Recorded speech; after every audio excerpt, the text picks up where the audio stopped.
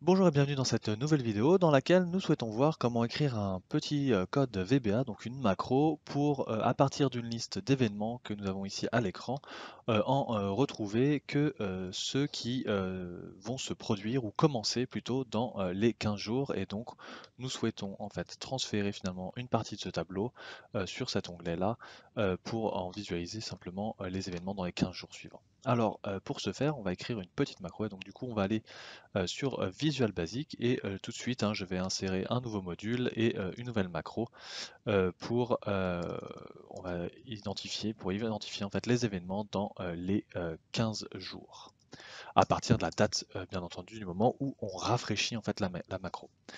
Donc tout simplement ici ce qu'on va vouloir comme onglet, comme variable d'onglet finalement c'est tout simplement une variable pour l'onglet où nous avons les événements, une variable pour l'onglet où nous souhaitons faire finalement le résumé, donc on va l'appeler tout simplement résumé.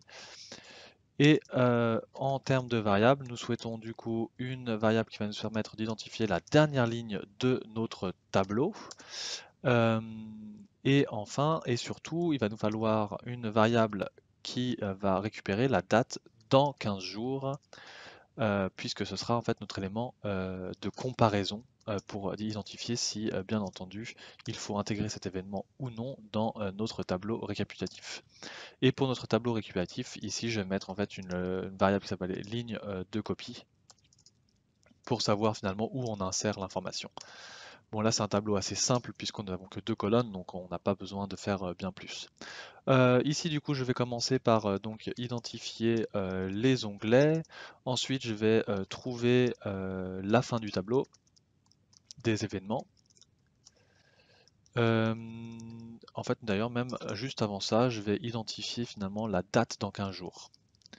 Oh, pardon, la date dans 15 jours, ce qui va nous permettre après de faire la différence. Trouver la fin du tableau, faire une boucle sur le tableau, donc en fait sur les événements. Là, on va donc comparer la date avec celle dans 15 jours. Et si c'est bon, dans ce cas-là, nous allons donc identifier la ligne de copie et on va copier-coller entre guillemets les informations sur le nouvel onglet. Et c'est à peu près tout.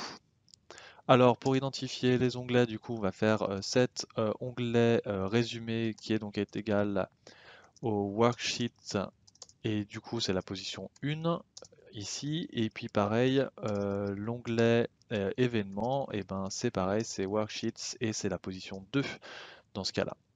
Maintenant pour identifier la date dans 15 jours, en fait tout simplement, donc on va faire date dans 15 jours est égal à date add, donc en fait on va ajouter. L'intervalle ici entre les guillemets c'est le M en minuscule pour le mois.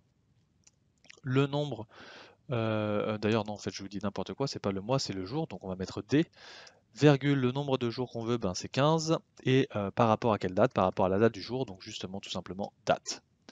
Voilà, donc ça en fait, ça va nous permettre tout simplement d'identifier la date dans 15 jours. Maintenant, on va identifier la dernière ligne de notre tableau sur l'onglet événements. Alors du coup, onglet événements.sales, on va utiliser le rows.count, on va utiliser la première colonne, .end xlup, on monte vers le haut pour trouver la première cellule qui est pleine, et .row. Pour faire la boucle sur nos événements, on va faire for i égale 2, puisque nous avons intitulé, jusqu'à la dernière ligne. Et tout ce qui est ici va être inclus dans notre boucle, donc on va mettre le next ici à la fin. Ensuite, on va donc comparer, donc on va faire si la valeur de l'onglet événement.sales, et ben du coup sur la ligne i, puisque nous sommes dans une boucle, et la colonne 1, puisque la date est dans la colonne 1, est égale à la variable date dans 15 jours. D'ailleurs, c'est pas juste égal, euh, c'est en fait inférieur ou égal. Et en supplément, en fait, il faut bien justement dire et il faut que la même valeur soit supérieure ou égale à la date du jour.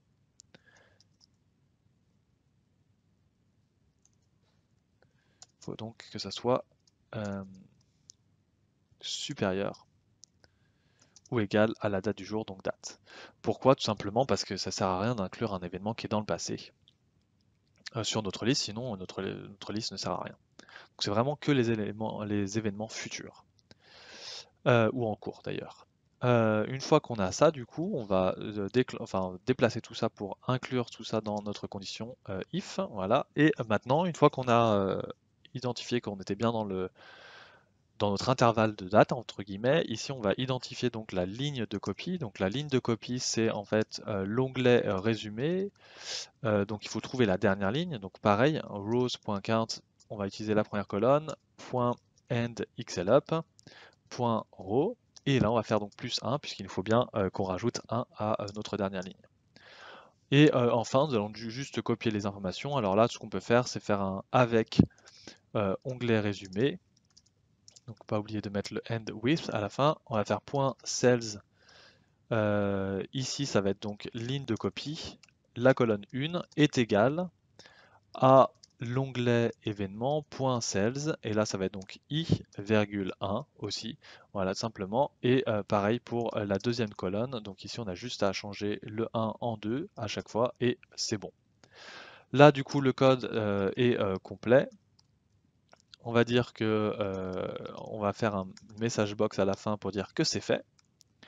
Voilà, et juste pour la forme, au début nous allons enlever la mise à jour automatique de l'écran pour plus ou moins éviter que ça s'intype, et trou à la fin. Voilà, tout simplement, notre macro maintenant est terminé.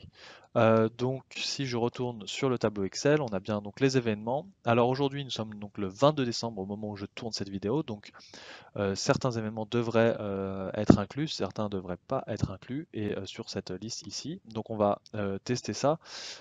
Pour tester, je vais tout simplement insérer rapidement un petit bouton ici et je vais lier ma macro. Je vais mettre tout simplement ici, par exemple, refresh. Et quand je clique sur le bouton, c'est fait. Et effectivement, je vois bien les événements qui sont dans les prochains 15 jours. Alors là, j'ai juste un problème de format. Il suffit simplement de le changer pour toute la colonne. Et de cette manière, on n'a plus de problème. Donc maintenant, si je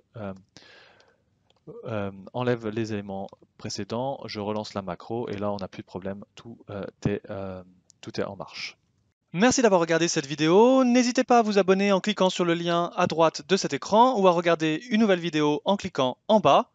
Commentez, partagez, likez et si vous souhaitez me contacter, n'hésitez pas à utiliser les liens dans la description. Bonne semaine à tous!